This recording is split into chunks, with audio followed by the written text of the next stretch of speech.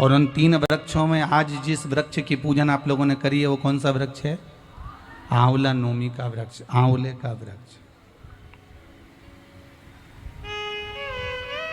आंवले का वृक्ष। कथा सुनी होगी आप लोगों ने आज आंवले वृक्ष की। पर आंवला नोमी पर एक चीज का स्मरण जरूर रखना कि आंवले के वृक्ष के नीचे भले जाओ, आंवले के वृक्ष की पूजन भले करो, पर शिव महापुराण की कथा कहती है कि आंवला नौमी का दिन हो चाहे कार्तिक महीने का पूरा मास हो, कार्तिक का महीना हो, पर आंवले के वृक्ष की पत्तियों को नहीं तोड़ना चाहिए।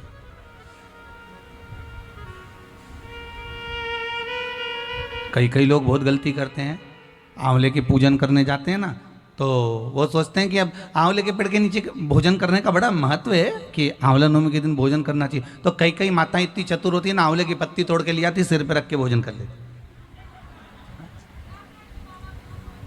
कर रहे थे क्या?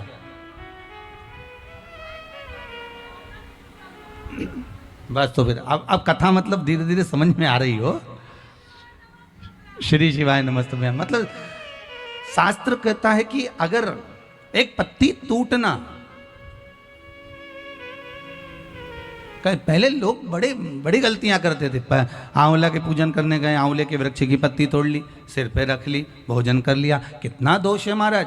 यहां तक शिव महापुराण की कथा कहती है, विष्णु पुराण, अग्नि पुराण, पद्म पुराण कहती है, गर्ग संहिता में यहां तक वर्णन करा गया है। स्कंद पुराण में भी कहा गया है कि आंवले के वृक्ष की जिस दिन पूजन करें, आंवला अगर ऊपर से नीचे गिर जाए, आपको प्राप्त हो जाए, तो भले उसका सेवन करो, भले उसको रख लो, पर आप आंवले नवमी के दिन आंवले को भी नहीं तोड़ना चाहिए।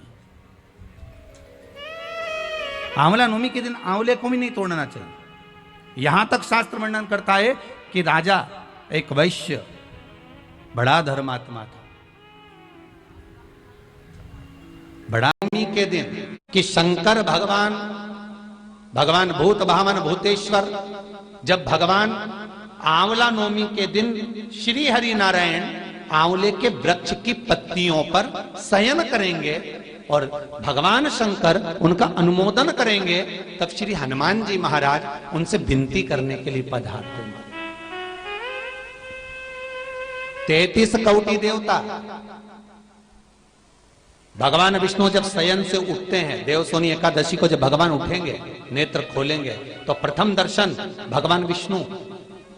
श्रीमद् भागवत कथा, स्कंद पुराण, पद्म पुराण, अग्नि पुराण, जितने भी पुराण उठाना चाहे सारी पुराणों को उठाकर देखना कि प्रथम वर्णन आपको मिलेगा कार्तिक महत्तम का कि भगवान नारायण सर्वप्रथम जब नेन खोलते हैं, अपनी देव सोनी एकादशी से सोकर देव उठनी एकादशी पर जब उठते हैं, तो भगवान नेत्र खोलकर सबसे पहले किसका दर्शन करते हैं? किसका दर्शन? स्कंद पुराण कहती है, विष्णु पुराण कहती है कि भगवान नारायण जब नेत्र खोलते हैं तो खुद की अर्धांगिनी लक्ष्मी भी नहीं, महाराज ब्रह्मा आदिकादिक देवता सब खड़े, पर भगवान नेत्र नहीं खोलते। कब तक?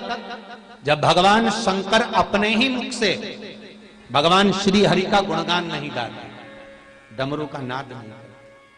नवमी के दिन कि शंकर भगवान भूत भावन भूतेश्वर, जब भगवान आंवला नवमी के दिन श्री हरि नारायण आंवले के वृक्ष की पत्तियों पर शयन करेंगे और भगवान शंकर उनका अनुमोदन करेंगे, तब श्री हनुमान जी महाराज उनसे विनती करने के लिए पधारते हैं।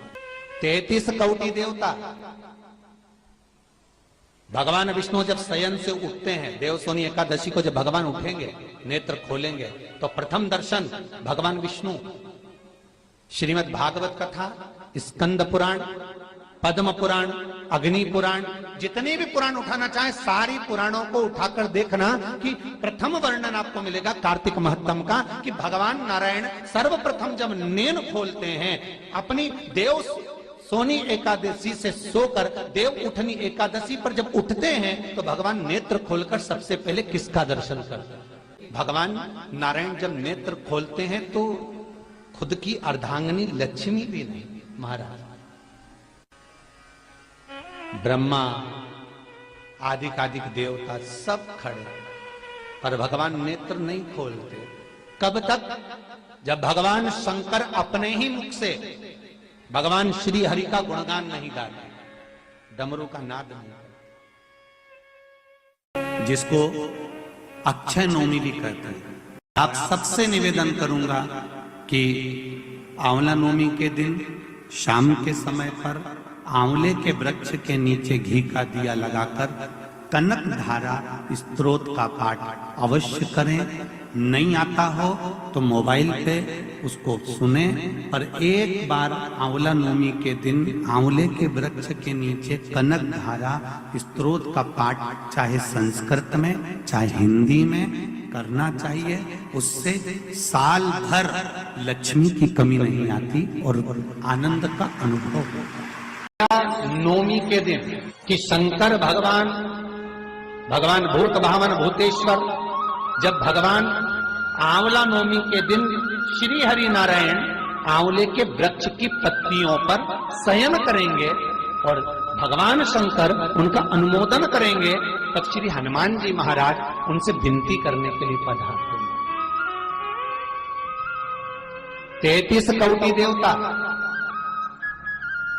भगवान विष्णु जब शयन से उठते हैं, देवसोनी एकादशी को जब भगवान उठेंगे, नेत्र खोलेंगे, तो प्रथम दर्शन भगवान विष्णु श्रीमद् भागवत कथा, स्कंद पुराण, पद्म पुराण, अग्नि पुराण, जितने भी पुराण उठाना चाहे सारी पुराणों को उठाकर देखना कि प्रथम वर्णन आपको मिलेगा कार्तिक महत्तम का, कि भगवान नारायण सर्वप्रथम जब नेत्र खोलते हैं अपनी देव सोनी एकादशी से सोकर देव उठनी एकादशी पर जब उठते हैं, तो भगवान नेत्र खोलकर सबसे पहले किसका दर्शन करते हैं? किसका दर्शन? स्कंद पुराण कहती है, विष्णु पुराण कहती है कि भगवान नारायण जब नेत्र खोलते हैं तो खुद की अर्धांगिनी लक्ष्मी भी नहीं, महाराज ब्रह्मा आदिकादिक देवता सब खड़े, पर भगवान नेत्र नहीं खोलते। कब तक? जब भगवान शंकर अपने ही मुख से भगवान श्री हरि का गुणगान नहीं गाते, डमरू का नाद नहीं। आंवला नवमी का आप लोग साधना करते होंगे। जब कार्तिक के महीने में आंवला नवमी का व्रत आता है, तो जो उपास नहीं भी रखते हो, जो पूजन नहीं भी करते हो, उनसे मेरा निवेदन है कि स्कंद पुराण में कार्तिकेय के पावन चरित्र में स्कंद पुराण में स्पष्ट किया गया, और कल्याण का कार्तिक खंड पढ़िएगा कभी योग लगे तो, गीता प्रेस गोरखपुर का कार्तिक खंड आप पढ़ेंगे तो उसमें मिलेगा आपको कि आंवला नवमी के दिन आंवले के पेड़ के नीचे घी का दिया लगाकर मध्याह्न से पहले, दोपहर के 12 बजे से पहले आंवले के पेड़ के नीचे आंवला नवमी के दिन कार्तिक के महीने में स्कंद पुराण कहती है, जो घी का दिया लगाकर पूजन कर कर अपना पल्लू पसार कर आंवले के वृक्ष की डाली में से उस पे लगी हुई थोड़ी सी छाल को अपनी अंगूठे और चीटी उंगली से अपने पल्लू में गिराकर ले जाकर लाल कपड़े में हल्दी के साथ अपनी तिजोरी में, अलमारी में रख लेता है। उसके घर में कभी बरकत की कमी नहीं होती, उसके घर में कभी संपदा की कमी नहीं होती, उसके घर में धन, वैभव, सत्ता बढ़ती है, बढ़ती है। आंवला नवमी की कथा में एक प्रसंग आता है। आंवला नवमी का पूजन आपको करना आता है, व्रत करने वाली माताएं व्रत करती है, आंवले के पेड़ के नीचे जाकर पूजन करना, भोजन करना, आंवले का वृक्ष की छाया में बैठना, उस दिन किसी को अपशब्द ना कहना, आंवले की पूजन कर कर अपनी झोली को पसार कर चीटी उंगली और अंगूठे से आंवले की छाल को थोड़ा सा पल्लू में गिरा लेना, उस छाल को ले जाकर अपनी बरकत में, अपनी अलमारी में, अपनी तिजोरी में रख देना। यह आंवला नवमी की पूजन का विधान है।